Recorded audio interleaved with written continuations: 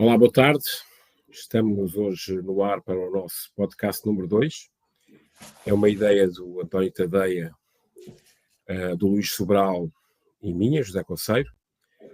Hoje vamos ter um tema sobre os quadros competitivos. Os quadros competitivos influenciam a competição e o desenvolvimento dos jogadores. Este é o tema de maior dimensão.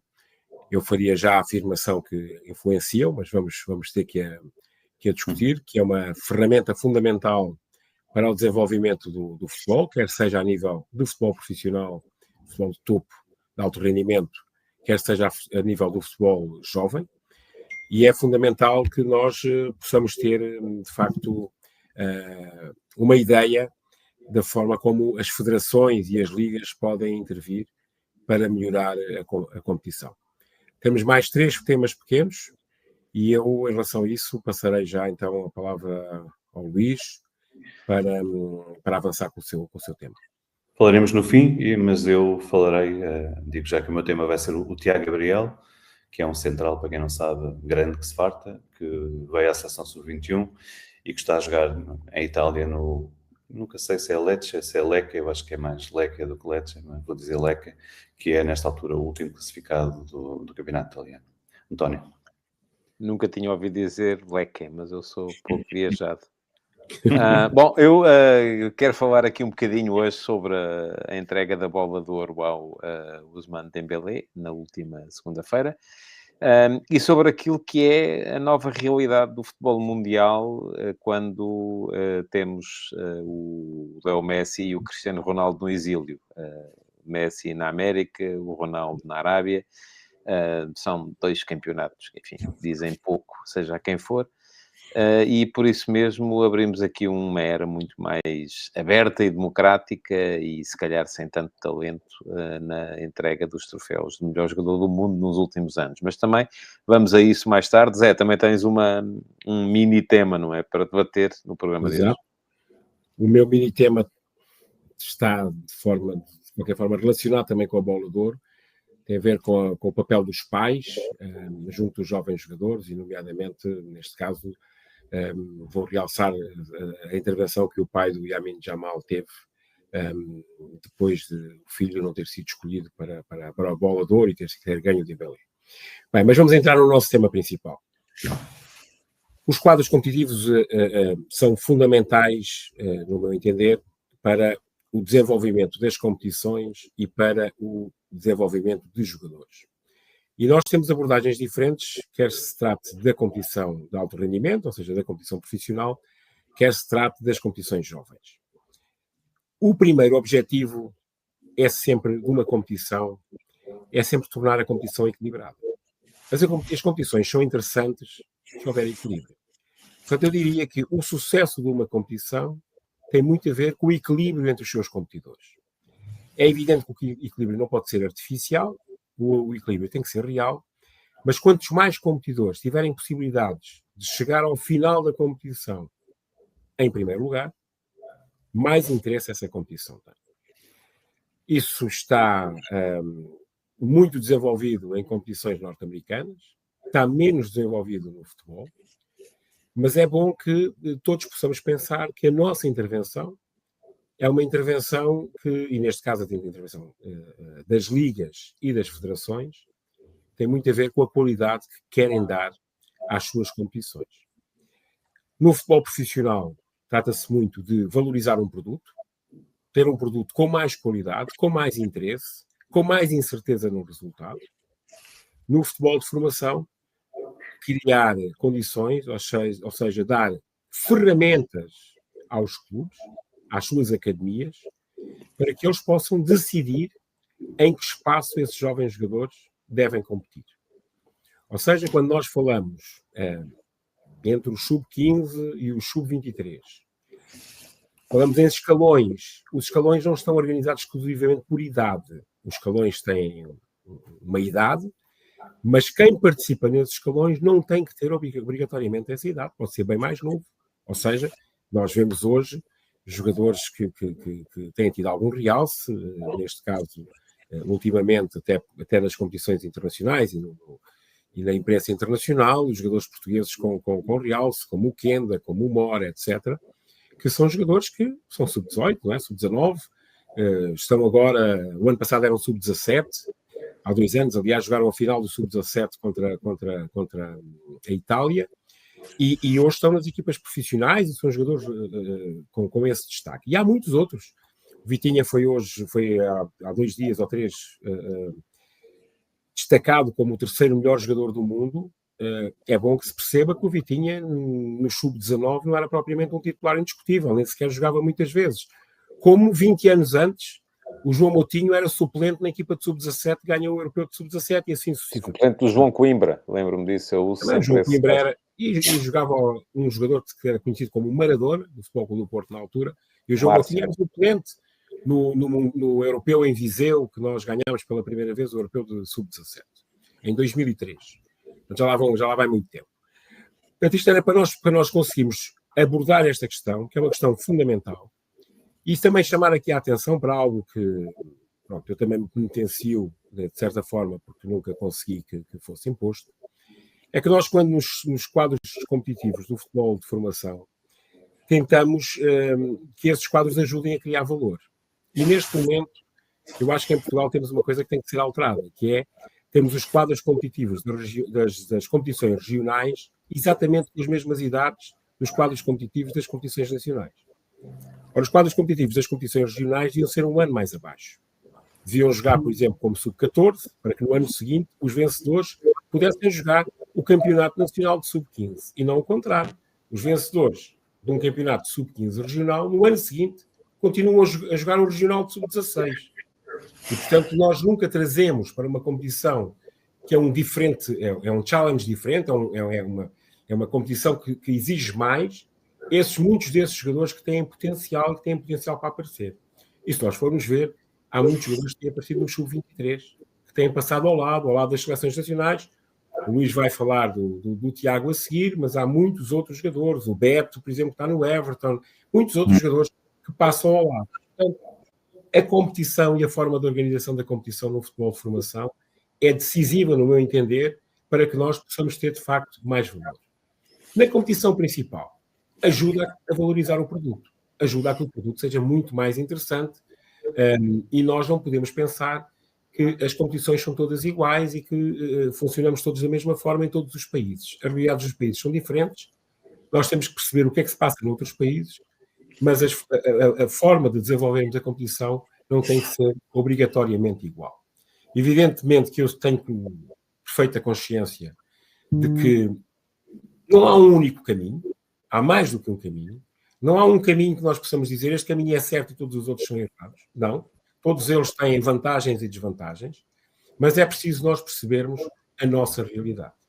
E é preciso nós percebermos, por exemplo, no futebol profissional, os desequilíbrios que fomos provocando ao longo dos anos e cada vez que estão mais acentuados, porque se nós nos recordarmos, nós já nascemos quase todos nos anos 60, eu sou um pouco mais velho que vocês, mas anos 70, 80, por exemplo, havia mais equilíbrio em relação a muitas outras equipas. E neste momento, o que acontece em relação aos 3 grandes, nomeadamente, neste momento, digamos que o clube que maior progressão teve foi o Sporting Clube de Braga, claramente, a nível das suas instalações, da sua infraestrutura, do seu apoio, mas mesmo assim ainda não tem a massa adepta, aquela massa crítica, aquele impacto que é importante ter para se chegar às partes superiores das competições. Portanto, digamos que no geral era isto que eu queria abordar, a importância dos quadros competitivos, quer na competição profissional, quer no desenvolvimento dos jogadores,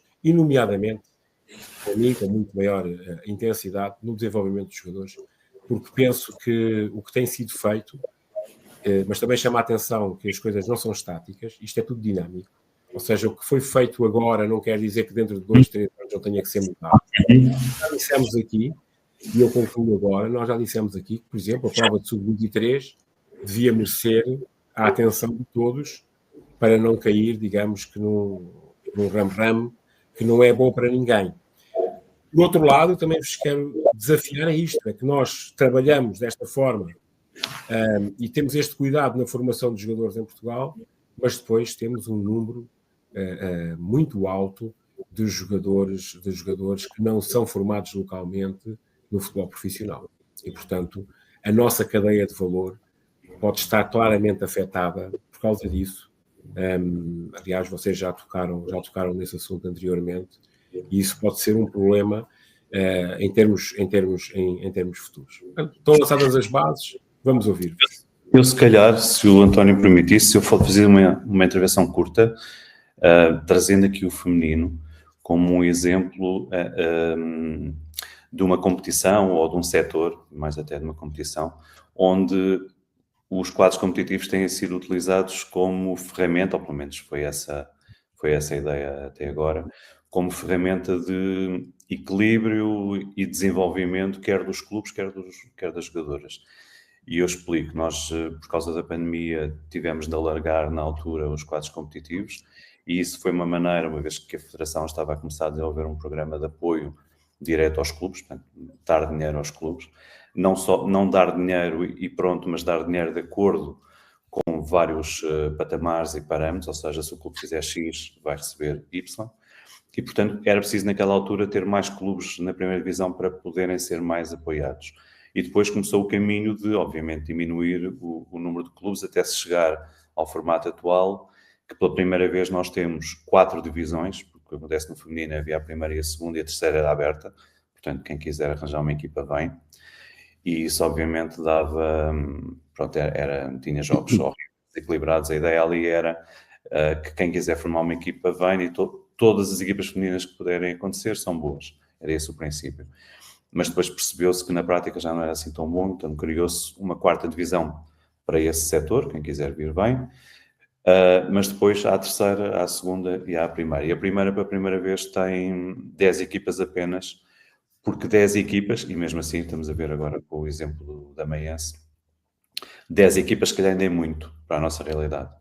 Portanto, a Federação consegue apoiar, porque foi criado um fundo de 8 milhões para dividir por 2 temporadas, esta é a última temporada, consegue apoiar de uma maneira que para as equipas mais pequenas já significa mais ou menos 50% do seu orçamento, entre 40% a 50%, portanto é um valor bastante relevante, mas ainda não é suficiente para termos todos os jogadores profissionais, por exemplo, mais uma estrutura de fisioterapeutas, médicos à volta. Claro que há dos clubes que já têm, mas nem todos têm. Portanto, no feminino é disso que estamos a falar. E, portanto, aí claramente definir o número de equipas é fundamental, porque nós não queremos que o feminino tenha goleadas, como chegou a ter, e ser conhecido por isso, de 10-0, de 8-0 na primeira divisão, porque senão nunca valorizaremos a primeira divisão. Mesmo assim, nas 2 primeiras jornadas, nós temos ainda relativamente poucos jogos, já houve agora esta goleada do Sporting ao Damaiense, que não é um bom sinal. Portanto, o que é que eu gostava de falar, havendo tempo ainda, numa segunda ronda, de falar um bocadinho no caso da Bélgica, que é na Europa quem tem mexido mais no seu formato competitivo e tentar perceber se isso foi bom ou mau, tanto quanto é possível, e gostava de deixar uma proposta para a primeira divisão, porque acho que todos nós temos uma proposta para a primeira divisão, porque é que eu não haveria de ter uma também? António. A minha relação com esta questão é uma relação diferente da vossa, porque eu nunca tive que pensar isto no intuito de organizar, e a mim o que me sobram sempre são dúvidas, não é? Mais do que certezas, tenho sempre muitas dúvidas e muitos questionamentos a fazer a quem decide e a quem organiza. Estava a ouvir o Zé e a dizer que as coisas eram mais equilibradas.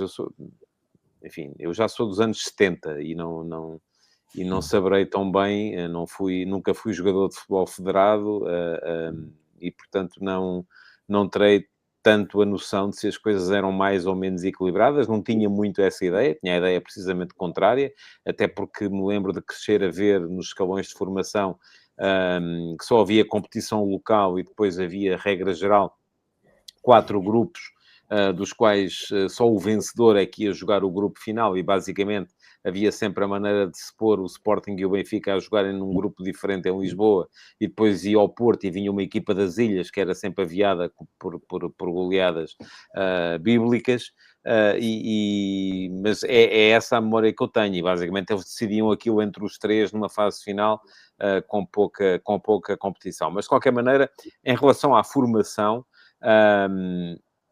admito que possa haver hoje em dia um desequilíbrio maior, mas que eu acho que não tem a ver com quadros competitivos, acho que tem mais a ver com a evolução das plataformas de scouting e com o poder económico, porque cada vez mais Deixa-me só nós vemos... interromper para dizer o seguinte. O maior desequilíbrio estava-me a referir ao futebol sénior. Ok. Vou referir ao futebol sénior. Só para te relembrar, por exemplo, o Vitória de Setúbal fez segundo lugar nos anos 70. O Vitória de Setúbal ganhou taças de Portugal e a Liga Europa, etc, etc. Naquela altura, Não percebi isso. O Boa Vista ganhou a Taça de Portugal em 75, por exemplo. O estádio até foi no estádio de Alvalade final contra o Benfica. Académica, com finais a Académica, mais tarde, também ganhou. Pronto. Esses clubes foram desaparecendo, ou seja, tu deixaste de ter o mesmo peso, tu tens um peso diferente, tens uma organização diferente. Vitória de Guimarães vai resistindo. O Braga foi aquele que deu o salto qualitativo mais alto, mas tu precisas de mais. Era aí que eu estava a querer chegar. Tu precisas de mais. Ou seja, deixa-me só dizer uma coisa. Hoje os números, deixa-me só concluir com isto. Hoje os números dizem que a massa adepta em Portugal, em mais de 90%, os números que nós tínhamos eram de 93%, são dos 3 maiores clubes portugueses. Isto não acontece em mais nenhum mercado interno da Europa, nem do mundo. Não, e vamos começar a ter outra coisa, que vão começar a ser do Liverpool e do Manchester United e do Barcelona e do Bayern Munique e do Paris Saint-Germain. Porquê? Porque o mundo está mais próximo, não é? O mundo mudou. Há 50 anos, quem era de Setúbal era do Vitória, porque nem vinha a Lisboa ver o Sporting ou o Benfica. Mas, Tadeia, o mundo mudou, mas não há nenhum clube... O Benfica, o peso que o Benfica tem no mercado interno português é superior ao peso que o Real Madrid tem no mercado interno espanhol, ao peso que o Manchester United tem no mercado interno inglês, ao peso que o próprio Bayern de Munique tem no mercado alemão. Vamos só falar das 5 ligas. Que o Paris Saint-Germain ou com outros qualquer tem no mercado francês, ou que a própria Juventus tem no mercado italiano. Portanto, nós temos uma realidade muito própria e devemos pensar em relação à realidade que temos e não fazer copy-paste das realidades de outros países. Era aí que eu estava a querer chegar no futebol profissional. No futebol de formação, as coisas melhoraram, até porque a oferta é superior, em meu entender, no futebol de formação do que é no futebol profissional. O que acontece é que no futebol de formação devemos continuar a criar condições para que apareça talento. E nós não podemos ter jovens jogadores, por exemplo, do interior e de associações mais do interior, que nunca têm a hipótese de vir a uma prova mais competitiva. Porque, por exemplo, os escalões joga-se tudo com as mesmas idades. Quando, no meu entender, é um erro. Devia-se jogar um ano abaixo para que no ano seguinte, aqueles que ganharam, aqueles que são premiados, que teoricamente têm mais potencial, pudessem ter um desafio diferente e se pudessem dar a conhecer num patamar diferenciado. Ok? Portanto, era aí que Deixa-me só concluir a minha primeira intervenção, Luís. Eu passo-te, que era... Às tantas tu ias a Faro, ias a Portimão, ias à Póvoa, ias ao Rio Ave nos anos 80 e era também jogar no pelado, e o Nhabola se calhar era o melhor marcador na altura. E mesmo esses clubes, alguns deles ainda existem, eu tenho a sensação que era muito mais difícil para um clube grande jogar lá nessa altura do que jogar nesta altura. Porque os campos também mudaram, portanto houve algumas condições estruturais que também se alteraram e que tornavam mais complexo ir a esses sítios do que hoje. Embora tenhamos depois também o contraponto disso, é que também agora há mais bons treinadores em todo o lado, até inclusive na formação, é mais fácil a um clube do interior ter um bom treinador do que era nessa altura. Esse é um tema giro para outro dia. Tens muita coisa que podias discutir. Hoje tens há mais condições de trabalho, não é? Antigamente não tinhas VAR, por exemplo. Tens uma arbitragem mais equilibrada neste momento do que tinhas nessa altura. Pronto. Eu ainda apanhei algumas coisas como jogador, apesar de um patamar inferior, mas em competições profissionais. E, portanto, as coisas são diferentes e a esse nível são melhores atualmente. A questão é nós pensarmos como é que nós podemos ter um produto de maior qualidade. Há muitas coisas, não são os quadros competitivos. Hoje estamos só a abordar o quadro competitivo. Porque há muitas outras coisas que se podem pensar, como é evidente. Para mim, a questão de fundo no futebol profissional é pensar, eu tenho que ter um produto de qualidade. E para ter um produto de qualidade, o que é que eu preciso fazer para ter esse produto de qualidade? Por exemplo, hoje, tu já limitas o número de inscrições, porque a UEFA também começou a criar condições. Antigamente não limitavas, contratava-se para o adversário não ter. E, portanto, tinhas tudo, não jogavam, não interessava. O adversário também não os podia contar com eles. Hoje, isso já não funciona tanto assim. Algumas vezes funciona, mas muito menos. Portanto, mas a questão depois é esta.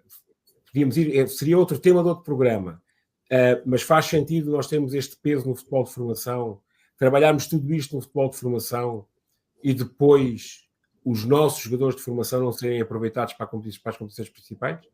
Isso faz Mas algum isso aí, tempo. eu por acaso sou, nesse aspecto, eu sou muito. Ainda há bocado estava a discutir isso com um colega, a questão dos jogadores formados localmente. Eu acho que os nossos jogadores são mais beneficiados do que prejudicados com a livre circulação. Não estou a falar com o livre circulação, estou a falar com o mercado interno. Com o livre Está bem, mas circulação, tu não podes limitar a entrada dos estrangeiros cá e depois querer que os nossos vão jogar para lá. Não é isso. Eu não quero limitar, até porque eu próprio fui imigrante, nem sequer penso dessa forma. Bem pelo contrário, a abertura total... Não é? Estás a falar no aproveitamento. A questão fundamental está na transição. A questão fundamental está na transição entre o futebol de formação e o futebol profissional. Porque depois eles têm estatuto no futebol profissional, comigo é muito fácil. O processo de transição é que é um processo difícil, é um processo de incertezas. Há bocado estávamos a falar do Vitinha ser suplente da seleção de sub-19 ou ser considerado o terceiro melhor jogador do mundo, porque houve uma evolução por diversos motivos. Não foi uma aposta desde cedo. O João Neves, por exemplo, já foi uma aposta diferente. Portanto, as coisas são diferentes, eu sei. Os processos não são todos iguais, nem todos eles são jogadores iguais. O que eu te estou a dizer é nós percebermos como é que o quadro competitivo pode ajudar a que haja esse desenvolvimento e em que o produto que nós oferecemos seja melhor.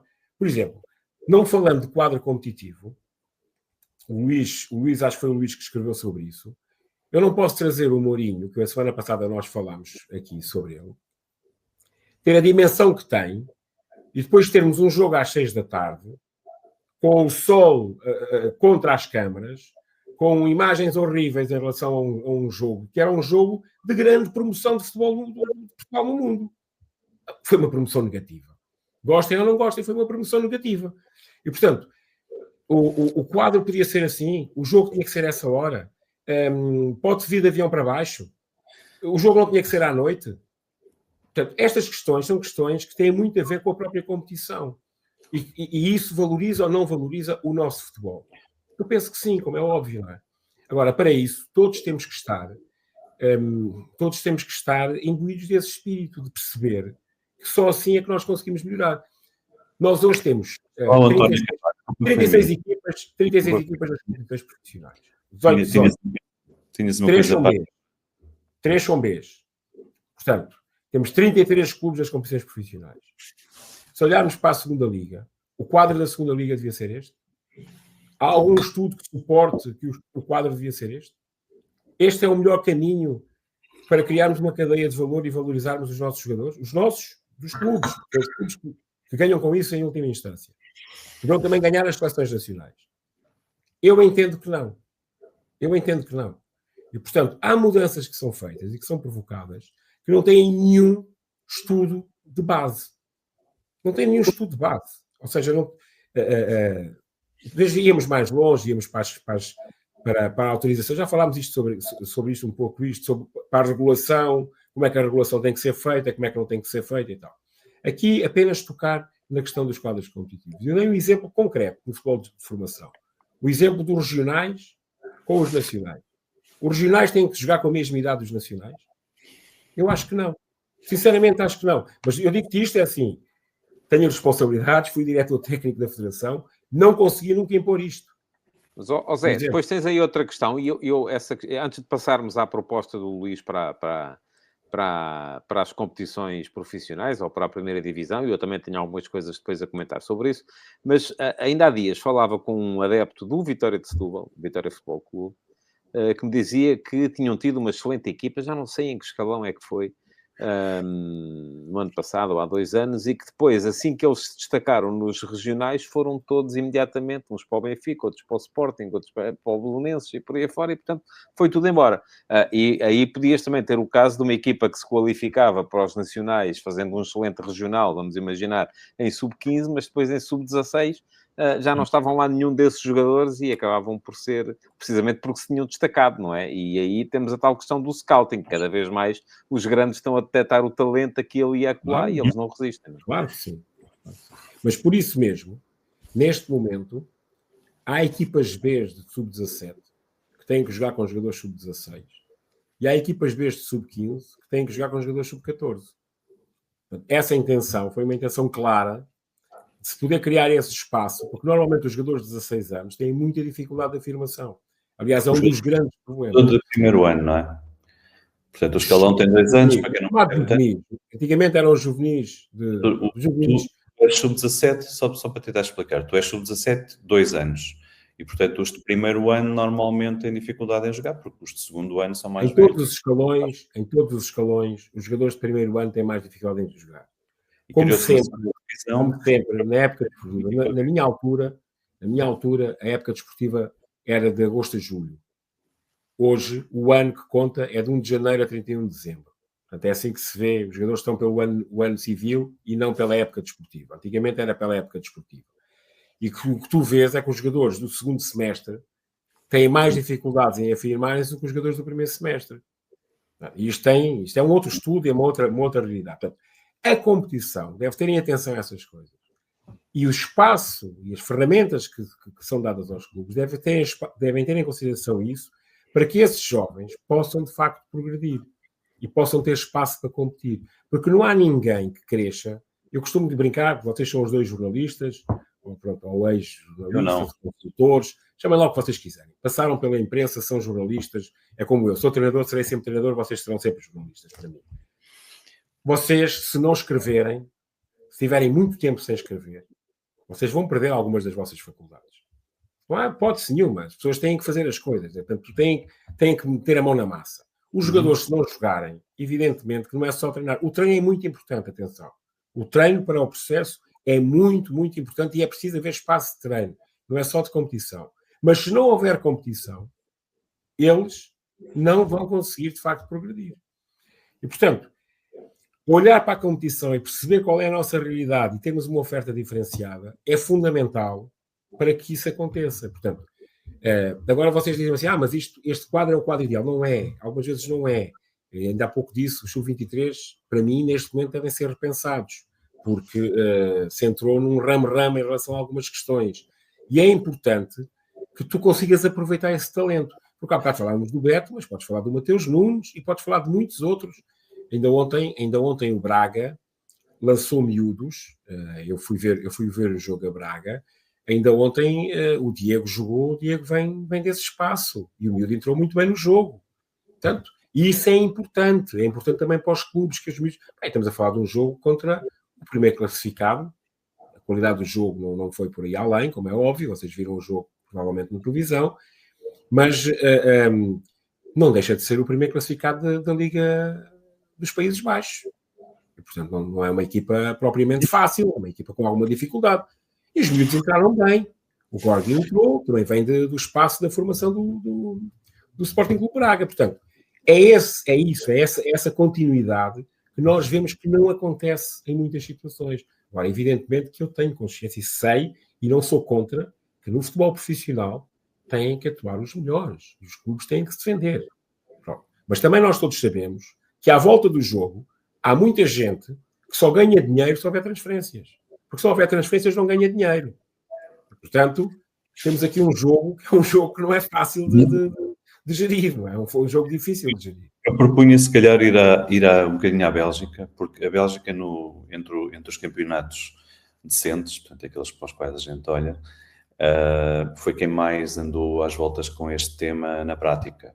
Não em teoria, imagino toda a gente o discuta. Estou a falar só de primeira divisão agora, não deixando a formação, acho que o Zé cobriu bem o tema.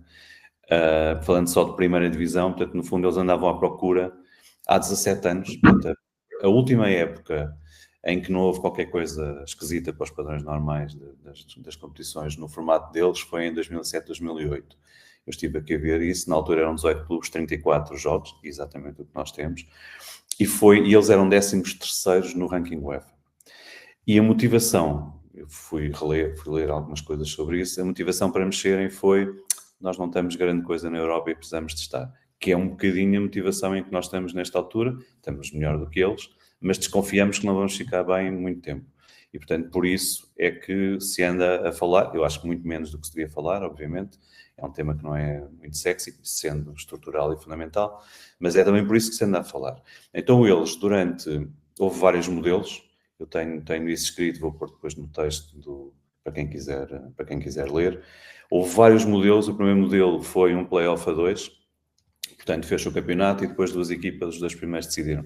É horrível, e eles também perceberam que é horrível, decidir toda uma época, que é uma coisa de regularidade em 2 jogos, é horrível, só fizeram uma vez. Depois passaram para um modelo em que os primeiros 6 iam discutir o título, tiveram muito tempo ali nesse modelo, tiveram também um modelo em que afinal só eram 4, e depois voltaram ao modelo de 6, e agora a última discussão que tiveram foi isto dá muitos jogos, porque dá 40 jogos, e esse é um problema. Então agora, por causa das competições europeias, nós temos que passar isto para menos jogos.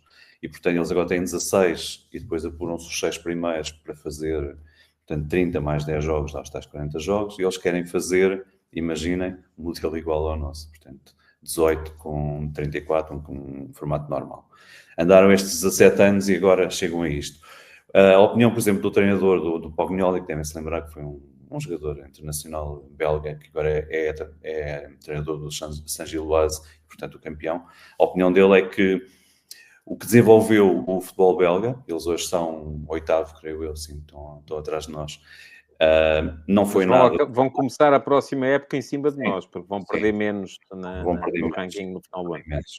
Portanto, ele diz, não foi nada isto dos formatos, esqueçam lá isso. O que melhorou foi construirmos academias e agora trabalhamos melhor. E uma coisa, pronto, que se calhar muita gente não vai gostar é a seleção belga trabalhou muito bem e isso também ajudou bastante. Desenvolveu os jogadores, trouxe foco para o futebol belga, mais do que o campeonato. Foi aquela geração, aquela seleção belga que trouxe foco de fora para ali e isso ajudou a desenvolver. Portanto, esqueçam lá o formato, este formato é horrível, temos é que jogar o formato todos contra todos e pronto, e isso é que é bom porque todos os jogos contam. Enquanto nos outros a primeira fase não conta tanto, blá blá blá blá blá. Só para acabar sobre o futebol belga, houve fases em que depois os 6 que iam discutir aos 4, que eles já não tinham interesse nenhum, que eles levavam metade dos pontos, e mesmo assim metade dos pontos era uma diferença muito grande. Houve também coisas incríveis de chegar à última jornada em que havia 3 que podiam ser. Há 2 anos, nos últimos minutos, o primeiro classificado mudou 3 vezes. Mudou, eu fui ver uma coisa, andei um bocado para trás, fui ver nos 17 anos antes disto, quantos campeões tinha havido diferentes, tinha havido 5, e nos 17 anos antes disto, portanto já estou nos anos 70, tinha havido 6. E nestes últimos 17 anos houve 7. Portanto, 7 para 5 parece a mesma coisa, mas é percentualmente é um crescimento enorme. Portanto, eu diria que, desse ponto de vista, este formato foi bom.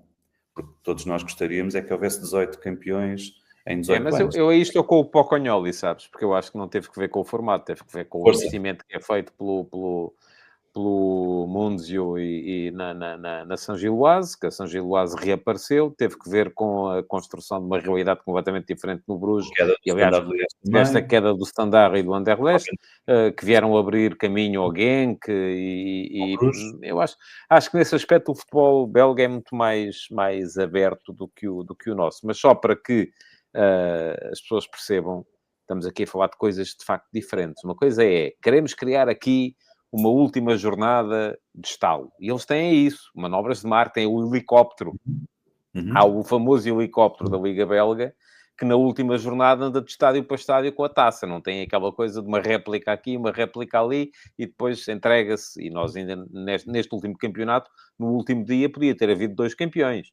Uhum. Toda a gente estaria à espera que o Sporting ganhasse o jogo que tinha em casa e, portanto, com vitória, e, portanto, ganhando seria campeão, mas se o Sporting eventualmente escorregasse, o Benfica podia ter sido campeão em Braga. Ora, os belgas, e portanto havia uma taça em cada lado, não é? Os belgas têm uma taça, e têm aquela coisa, e depois a televisão filma o helicóptero, e agora o helicóptero está aqui, e vão passando multiscreen de um jogo para o outro, e fazem um espetáculo disto. Ora, temos aí uma coisa que é espetáculo. Isso é bom. Temos uma coisa aí que estás a pensar como programador televisivo, é ótimo. Deixar de pensar assim. Sim, isso é ótimo. Agora, depois pensamos assim, mas é justo? Não, eu acho que não é. Justo é aquilo que nós temos, 17 jornadas na primeira volta, 17 na segunda, jogam todos contra todos, quem fizer mais pontos é campeão, ponto. Mas tu podes ter isto, eu peço desculpa, tu podes ter isso, tu repara, vamos sobre a questão dos campeões. Nós, em toda a nossa história, temos 5 campeões. Tirando os 3 grandes, um na década de 40 e outro em 2002, certo? 3 mais 2. Tivemos o Belenenses, tivemos o Clube de Futebol Os Belenenses e o Boa Vista Futebol Clube. Ponto final. Uma vez cada um deles. Não tivemos mais. De resto, os campeões são sempre os mesmos. A Bélgica teve muito mais campeões. Eu estive esta semana na República Checa, num seminário. A República Checa tem mais ou menos a nossa população, 10 milhões e meio, sensivelmente. A nossa dimensão tem um nível mais baixo que o nosso. Quantos campeões teve? Muito mais. Nos últimos 20 anos teve 5 ou 6 campeões. Portanto, nós temos, de facto, uma realidade diferente. A nossa realidade, gostemos ou não, é Benfica, Sporting Porto, ou Benfica, Porto, Sporting, Benfica, Porto, como vocês quiserem. São estes 3. Não tem que ser o resto da vida isso? Não, mas para a competição, vamos partir do princípio. Eu disse isto no início da introdução. O segredo de uma competição, o sucesso dessa competição, esse segredo é o equilíbrio entre os competidores. Por isso é que na NBA há drafts, por isso é que a NBA é decidida como é, e por aí fora. Portanto, não estou a dizer que nós temos que copiar esse modelo. Eu estou a dizer que nós temos que pensar em modelos que tornem... Mas tu, quando estás a falar equilíbrio, estás a falar... Quando dizem isto, eu vou dizer isto. Quando dizem isto, tu podes fazer uma fase regular, os pontos continuarem a contar, e na parte final, o primeiro ter 3 jogos em casa contra o segundo, o terceiro e o quarto, o segundo ter um jogo fora contra o primeiro e 2 jogos contra o terceiro e o quarto, e o terceiro ter um jogo em casa contra o quarto e 2 jogos fora, e o quarto ter 3 jogos fora, e depois os 4 primeiros a jogarem entre eles, sem deixar de ter em consideração a primeira fase da competição. O problema depois isto vai ter um interesse fantástico, pode haver uma equipa que esteja muito longe das outras e em termos de campeão as coisas estão resolvidas, evidente. Pode ter um interesse porque tens mais jogos entre os maiores clubes. A questão depois está na centralização, poder discutir as receitas, porque os outros também têm direito à receita, senão ainda vais aumentar mais o gap. E é isso que tu não pretendes. Portanto, as coisas não são feitas... Ou seja, tu podes sempre discutir a parte do dinheiro, não vamos meter lá aqui, porque é sempre o que as pessoas quiserem. Portanto, se quiserem dividir melhor, hoje em dia já podias... Hoje já podias dividir melhor. Mas estava a dizer, o dinheiro que vem da UEFA para os clubes grandes que eles ganham lá no campo, não vai 100% para eles, vai 10%, vai para a Liga e a Liga divide para os outros. Porquê é que não fazes isso? Porque não queres. Os Países Baixos fazem isso, não é? Sim, eu estou a dizer em Portugal. Porquê é que não fazes? Porque não queres fazer. Pronto. Portanto, a questão da divisão é uma questão meramente política e da visão que cada clube e cada gente tem do seu clube e do futebol. É outro tema, acho que é interessante, mas se não vamos mostrá-lo aqui. Passando só na parte do formato competitivo, eu acho que para venderes a tua competição, eu acho que primeiro tu tens que fazer qualquer coisa para ser melhor do que os 5. Eu percebo a ideia de ser o 6º melhor, mas eu não gosto da ideia de ser o 6º melhor. Eu quero ser o 5º melhor. Não vejo razão nenhuma para nós não sermos melhores que o Campeonato Francês. Não há uma razão. Portanto, eu posso ser melhor numa série de fatores. Tempo útil, menos faltas, jogos mais interessantes, melhores jogadores, posso ter isso tudo. Porque o Campeonato Francês não é o PSG. O PSG é outra coisa, não faz parte do Campeonato Francês. Vai acabar com 20 pontos outra vez, portanto, não é do Campeonato Francês. Portanto, para isso, eu tenho que aumentar Perdeu este fim de semana. Sim, também perde, toda a gente perde. Pronto, tudo bem. A questão é, eu preciso de aumentar os meus jogos bons e diminuir os meus jogos maus. É uma coisa bastante básica de dizer. Então, a minha sugestão, entrando no meu modelo, só porque toda a gente tem um, eu também quero ter um. Portanto, eu na primeira fase eu faria só uma volta, portanto são 17 jogos. Quer dizer que os grandes não vão jogar 2 vezes casa e fora, vão jogar o que o sorteio disser. E há clubes que não vão receber todos os grandes em casa, também é o que o sorteio disser. Para tirar já a possível crítica a isso, acho que em 2 ou 3, isto deve ser feito a 2 ou 3 anos e o sorteio deve ser condicionado para que não haja a hipótese de uma equipa que não recebeu este ano os grandes na sua casa, que isso não possa, para já que não possa não receber os 3, tem que estar condicionado, mas que no ano a seguir tenha a garantia de que recebe mais do que recebeu este e o outro recebe menos. Com as subidas e descidas a ser tidas em conta aqui, obviamente. E depois uma segunda volta em que tu divides, no fundo esta primeira volta é o apuramento de competências, os melhores vão jogar com os melhores e os piores vão jogar, os menos maus, vá lá para ser mais simpático, os menos bons, aliás, vão jogar com os menos bons. Isto daria 8 em cima e 10 em baixo e os 8 de cima discutiam o campeonato. Isto dá 31 jogos para estes 8, portanto, são menos 3 jogos, teoricamente são menos 3 semanas, acho que é mais do que suficiente para nós conseguirmos gerir coisas como este Aroca Porto e este tipo de coisas que causam mal-estar, má competição e que são difíceis de gerir na prática porque o calendário não permite invenções. Os belgas, por exemplo, na última vez que estiveram reunidos os clubes, uma das coisas que eles decidiram coisas interessantes, além disto, era que os 3 grandes podiam, os 3 que estão na Europa, não é 3 grandes que estão na Europa, podiam decidir adiar 3 jogos deles. Precisamente porque é preciso. Portanto, às vezes é preciso para gerir a presença na Europa, e a presença na Europa, estamos todos de acordo, é fundamental. Portanto, eu por eles... Quer dizer, a presença na Europa é fundamental, agora que isso deve levar a adiamentos, não estamos todos de acordo. Não, que é fundamental a presença na Europa, depois como é que fazemos, pronto, aí pode haver várias opiniões.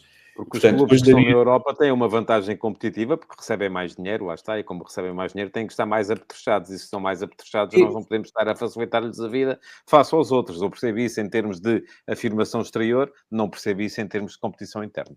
O que eu acho, António, é que eles são sempre diferentes, os que vão. São sempre diferentes, não são sempre os mesmos. Claro, sim, é evidente que muitas vezes são os mesmos, mas muitas vezes também não, algumas vezes também não são os mesmos. E, portanto, estou a falar da Bélgica. Não, estou a falar de toda a gente. Os ingleses, estou a falar de toda a gente. Portanto, eu vejo sempre esses clubes como representantes do teu futebol. Portanto, se eles estiverem bem, o teu futebol está valorizado. O conjunto do teu campeonato está valorizado. É desse ponto de vista macro. Olha, depois podemos discutir o detalhe. Mas pronto, esta era a minha proposta, discutir o campeonato com o 8 Mas isso, Luís, a tua proposta, como qualquer outra proposta, como aquela que eu acabei de dizer, de fazer no grupo final e depois o apuramento para a UEFA, nós baseamos todos aonde? Nos grandes. Todas as propostas. Tu fizeste a tua proposta, a proposta foi baseada aonde? Nos grandes. Os condicionamentos são aonde? Os condicionalismos são aonde? São com os grandes. Não podem receber 3 vezes os grandes. Não. Porquê? Porque o nosso mercado interno é desequilibrado. E nós temos que partir de... Não podes partir de uma desequilíbrio brutal do mercado interno. Um desequilíbrio em que eles, os 3, têm cerca de 93% dos fãs, pronto, em primeira escolha. Significa que os outros têm cada vez menos, mas eles próprios têm que perceber que se continuarem neste caminho, ou não terem competitividade em casa, na prova doméstica, eles não vão ser mais fortes exteriormente. Porque é preciso competitividade em casa para nós sermos mais fortes exteriormente. Tu tocas sempre no futebol feminino. Eu, há uns 3 ou 4 anos, houve um responsável no futebol feminino, de um clube grande, que me disse: o nosso objetivo é ser campeão europeu. Eu disse: mas vai jogar aonde? Na altura ainda estava na França. Mas vais fazer o campeonato aonde? Em Portugal ou vai fazer o campeonato espanhol? É que o campeonato português, neste momento, pense primeiro em melhorar o campeonato português. Em ter níveis competitivos mais elevados. A não ser que a equipa feminina vai jogar contra os sub-17 masculinos. Para ganhar, de facto, uma dimensão diferente. Porque são os grandes jogos, são os jogos que nos criam dificuldades, que nos fazem crescer. São jogos diferentes, são jogos com outra dimensão. Claro que me dizes, é preciso também tempo para treinar. É, e portanto tem que se olhar para os quadros e não se pode perceber que as equipas estejam todas a jogar 3 em 3 dias. Isso tem aspectos negativos, óbvio. Há períodos em que isso acontece. Certo, os ingleses não fazem tudo bem. Os ingleses, quando em 33 dias fazem 11 jogos, quando têm a altura de dezembro, com o Boxing Day, não sei o quê, depois muitas vezes têm problemas a seguir. Mas lá está, dizia o Tadeia, estão apetrechados de forma diferente, porque sabem as competições que têm, portanto têm outro tipo de soluções. Tudo bem. O que eu aqui queria chamar a atenção é, e agora estamos a falar especificamente na prova, no alto rendimento e nas provas profissionais, nós temos que melhorar o produto com as ferramentas que nós temos internamente. E quer olhemos para o lado ou não, a verdade é só esta. Os três grandes dominam o mercado interno. Ou seja, já alguém se dignou a perceber porque é que dominam, porque é que têm 93%? Já alguém se dignou a tentar perceber por que razão é que o nosso mercado é tão diferente dos outros mercados todos na Europa e no mundo? Nós temos, ao longo dos anos, esmagado o mercado. Porque se nós tivéssemos sido rigorosos e tivéssemos ajudado, porque é assim, na minha opinião, o regulador deve ajudar os concorrentes a serem mais capazes. Porque é muito mau que não tenhas clubes de cidade. É muito mau que hoje o Algarve, o Farense está a tentar recuperar, sobe e desce, ainda não se conseguiu fixar. Daí para cima, o Vitória de Setúbal está na situação em que está, a Académica também, o Beira-Mar também, e assim sucessivamente. E, portanto, isto não retira mérito aos clubes mais pequenos e à concentração de clubes em pequenos territórios, não é? Por amor de Deus, todo o mérito, clubes como o Moreirense, por exemplo, como é evidente, o seu presidente e a sua estrutura têm muito mérito naquilo que têm conseguido. Não está em causa isso. O que estou a dizer-te é, não vamos comparar, com todo o respeito, e vocês sabem que eu tenho uma costela do Vitória de Setúbal, a dimensão que o Vitória tinha, e que ainda tem. Tu vais às provas distritais de Setúbal e vês 2, 3 mil pessoas, 4 mil pessoas, têm mais assistência do que têm jogos da Primeira Liga. O Vitória tem neste momento, na distrital, mais assistência que jogos da Primeira Liga. E isto é significativo para se perceberem. Nem falo do Boa Vista agora, ou do Leixões, pronto. Mas das grandes cidades, ou das cidades de menor dimensão, tirando Lisboa e Porto. E nós não conseguimos perceber isso, porque a visão, acho eu, que foi muito turva. Foi muito turva. Deixa-me só dizer uma coisa. Não é para serem favorecidos. Ninguém tem que ser favorecido aqui. Tem que haver mérito para lá estar. Mas se tivesse havido rigor, há muitos anos, e isto está-se a passar para a segunda Liga. A segunda Liga vai, mais cedo ou mais tarde, criar mais problemas a alguns clubes.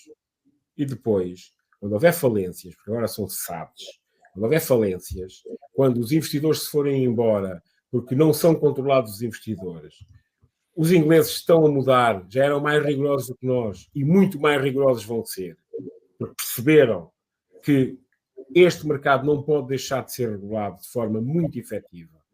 Ou seja, numa frase, só joga no futebol profissional quem pode, não é quem quer. Não é só por ter dinheiro.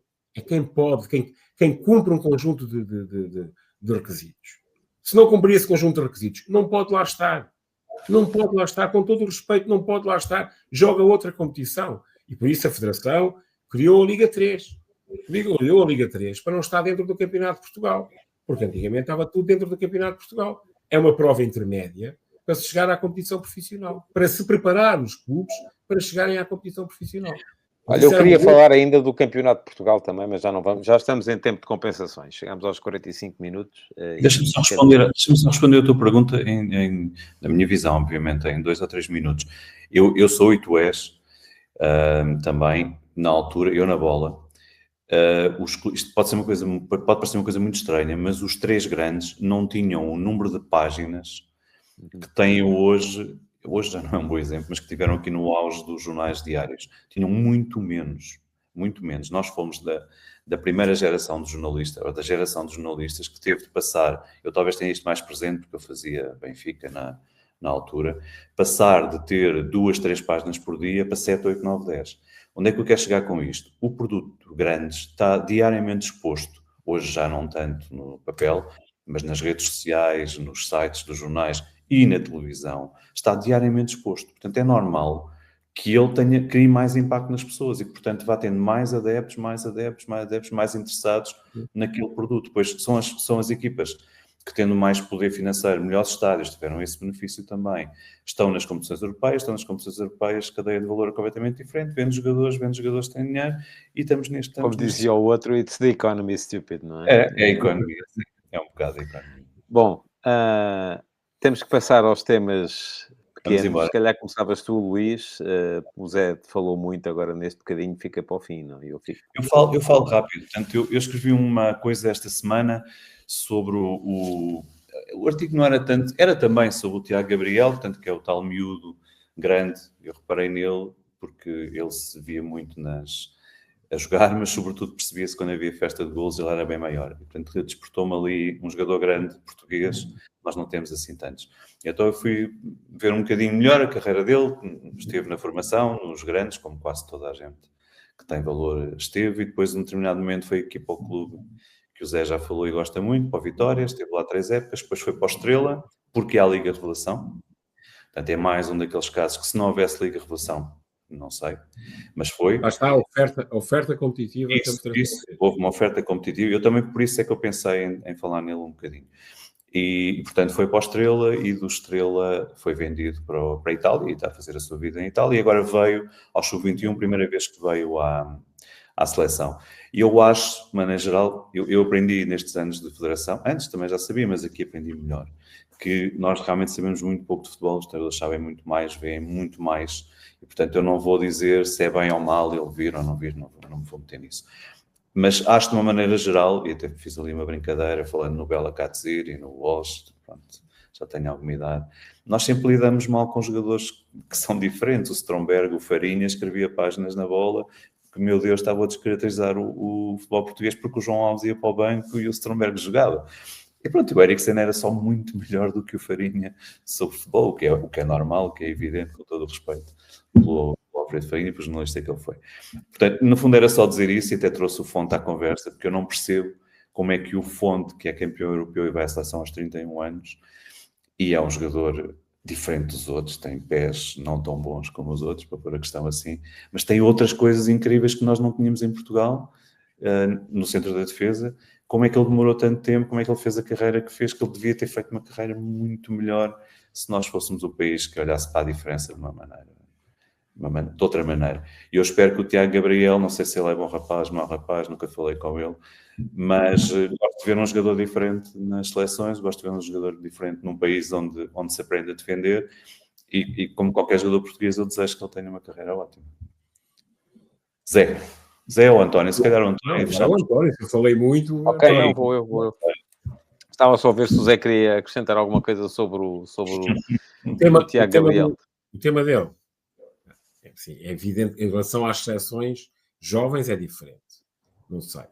Mas em relação, por exemplo, mais atrás, e ao Euro, que eu estava a falar, houve ali uma série de centrais portugueses de grande nível, não é? E que não davam qualquer tipo de hipótese. A nível da seleção lá limitavam, porque o Jorge Costa, o Fernando Couto, depois mais tarde o Pepe, o Pedro Emanuel, etc. Bruno Alves, Ricardo Carvalho. Tanta gente. Portanto, no Euro são Ricardo Carvalho, Bruno Alves. Ricardo Carvalho. Por exemplo, o Ricardo Carvalho é um exemplo bom. O Ricardo Carvalho foi um jogador que foi dispensado pelo Porto. Eu digo isto à vontade. Fui acusado de ser ponta de lança do Porto na altura, quando quis trazer o Ricardo Carvalho para o Sporting. Tu foi defesa, ponta de lança. Não, trouxe-o para o Alverca. É preciso não esquecer que ele saiu do Alverca para o Porto do Mourinho. Não é? É bom não esquecer isso. Jogou ainda no Vitória de Setúbal, é bom não esquecer isso. O Ricardo foi lançado definitivamente, digamos assim, pelo Vítor Manuel no Lessa, depois de ter saído do Porto. E só não sai completamente do Porto porque o Pinto da Costa não deixa. Não deixa. E nem sequer equacionou a hipótese de eu poder trazer para baixo. Só por empréstimo. Não deixava. Era uma aposta pessoal do Presidente. Pronto, lá está. Mas essa é uma história que tem outra história. Que hoje pode ser contada. Muito bem. Bobador. Não sei tu, António. Olha, Bobador, eu dei comigo e foi um dia... Confessa lá que votaste, não podes dizer em quem votaste, mas és o nosso... Não posso dizer em quem é que votei ainda, enquanto não sair a edição da France Football deste mês. E depois lá estarão os meus 10 votos. Mas para já não posso ainda dizer. Eu já disse que votei em primeiro lugar no Dembélé, portanto isso não é segredo, e acho que ninguém me leva para peso por ter revelado isso. Mas dei comigo, e a segunda-feira foi um dia difícil para mim, porque foi o dia em que era divulgada a votação, e eu precisava de escrever alguma coisa sobre o tema, não tinha nenhuma inside information, não sabia quem é que ia ganhar, embora presumisse que muito provavelmente o Dembélé ganharia, até por causa da campanha que o PSG andou a fazer à volta da construção do fenómeno Dembélé, e eu não votei por causa disso, mas era evidente que entre todos os jogadores que o PSG tinha nomeados, havia um que eles preferiam, que era o Dembélé, e havia outros que, enfim, se ganhassem, para ele era porreiro, mas não era o que eles queriam. O que eles queriam era mostrar que o Luís Henrique tinha construído ali um jogador diferente do jogador que tinha fracassado no Barcelona e chegou ali, enfim. Mas estava a dizer, foi um dia complicado para mim, eu precisava de encontrar. Porquê? Porque jogava ao Sporting também, eu tinha que estar em estúdio na RTP nessa noite, e a votação ia ser revelada já com o Sporting a jogar, mas eu queria ter alguma coisa escrita sobre o tema para o final do dia, então andei aqui à procura de uma abordagem que fosse diferenciada, e isso levou-me precisamente então a essa constatação que é aquilo a que eu chamei num texto no meu Substack, a era das maravilhas de um ano só, das One Season Wonders, como diriam os britânicos. Porquê? Porque desde que o Messi apareceu, e eu acho que já apareceu ali um bocadinho fora da época em 2023, porque 2023 já estava um bocadinho, o prazo de validade no rótulo já tinha expirado, mas ele ainda ganhou a Bola de Ouro em 23. Mas mesmo assim, se nós considerarmos essa vitória, e portanto temos que abolir daqui 2021, porque em 2021 os 3 primeiros foram Messi, Lewandowski e o Jorginho, depois temos 4 anos consecutivos em que temos 12 jogadores diferentes nos 3 primeiros lugares. Em 2022, Benzema, Sadio Mané e o Kevin De Bruyne. Em 2023, Messi, lá está a repetição de 21, mas esta aqui já me parece que veio fora da época. Messi, o Erling Haaland e o Kylian Mbappé.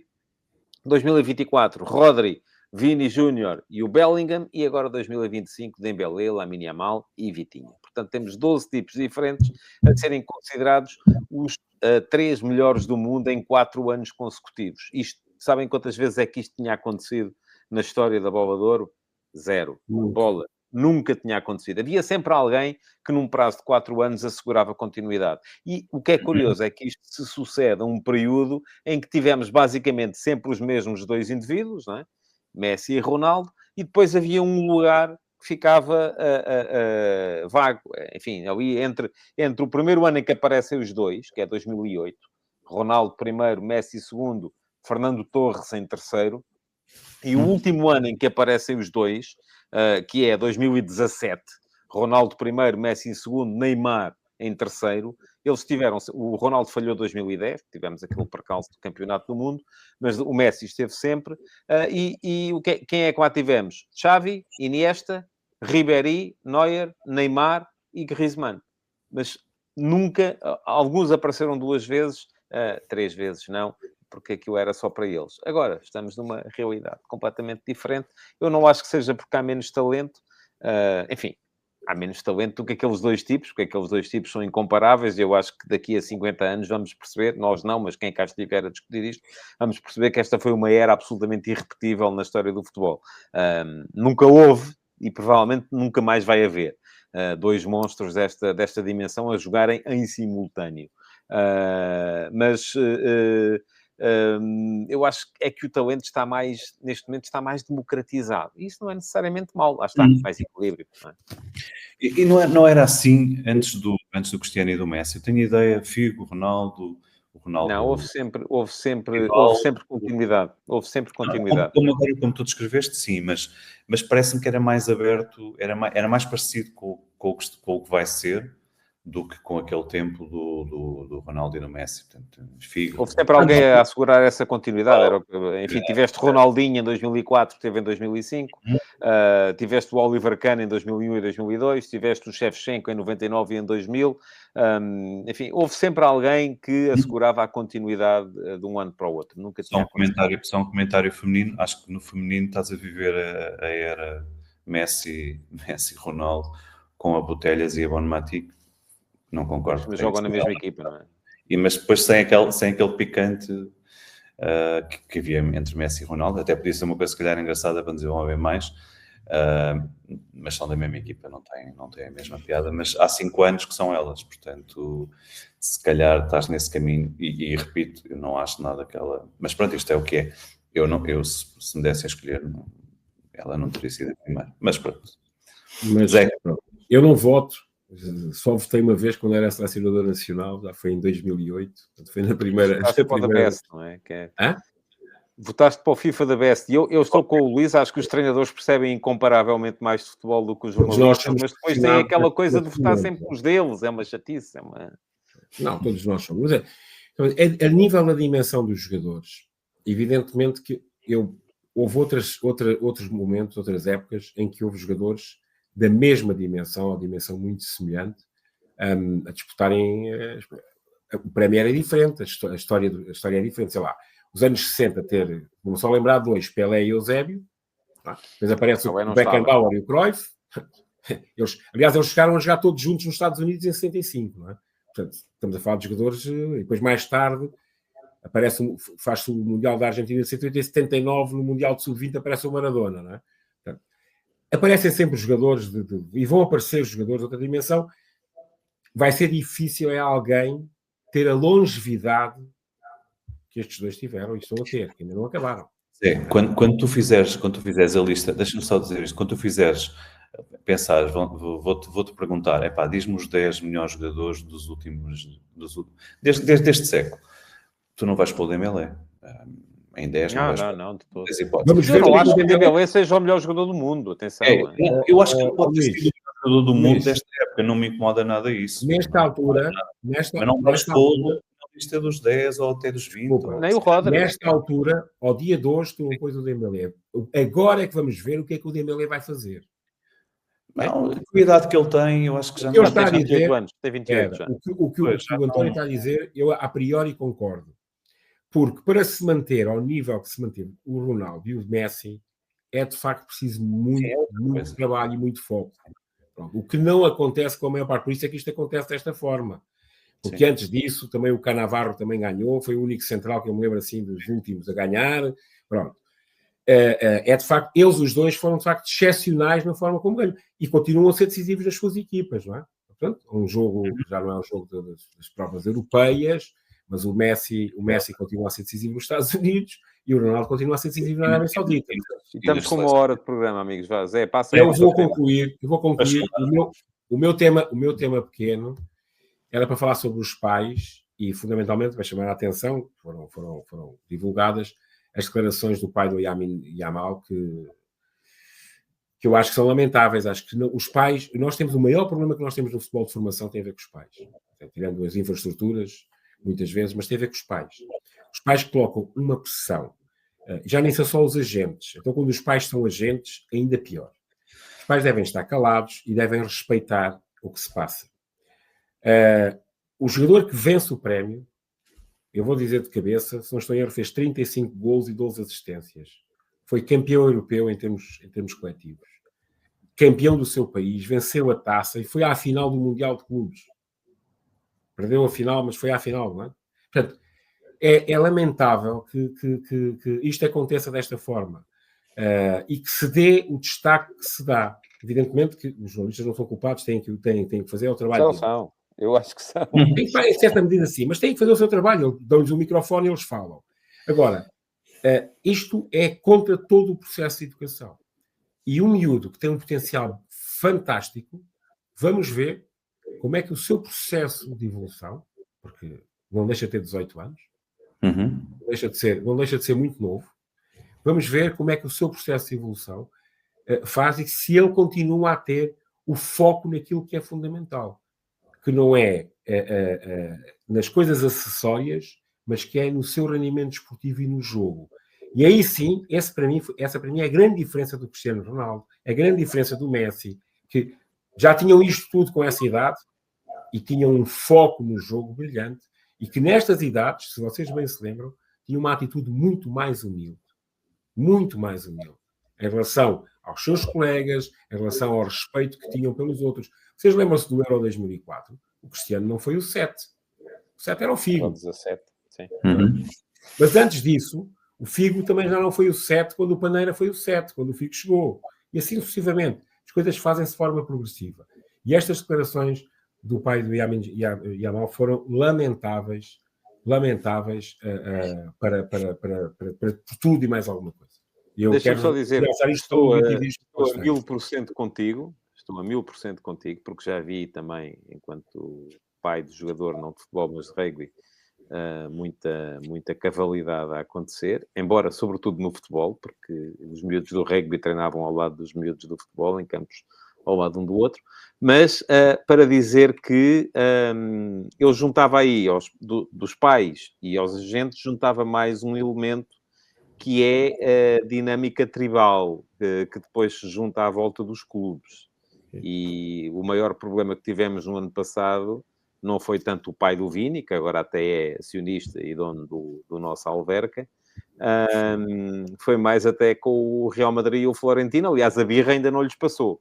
E o Vini Júnior este ano deu um trambolhão de segundo para 16º. Ia fazer 10 vezes mais, e até já vi memes a gozar que para ser 10 vezes mais ele tinha que ser 20º. Portanto, passou, não era de segundo para 16º, era de segundo para 20º. Portanto, esta dinâmica tribal que depois os adeptos dos clubes alimentam, também é um problema que eu acho que é preciso atacar com um bocadinho de urbanidade e de civismo, que infelizmente não abunda muito no futebol. Concordo. Muito bem. Fechamos? Vamos encerrar. É a minha vez de encerrar. Fechamos. Pronto, foi mais um podcast, foi o segundo desta série que nos propomos fazer. Espero que tenham gostado e cá estaremos na próxima sexta-feira com um novo tema, penso que desta vez indicado pelo António. Não, será o Luís, para a semana o Luís. Pode ser eu ou o António, é igual. Não, será o Luís. O zero não foi o Luís? Fui eu. Um fui eu e depois... Foi o Luís. E o 0 será assim. Um abraço, até sexta-feira. Um abraço, boa semana.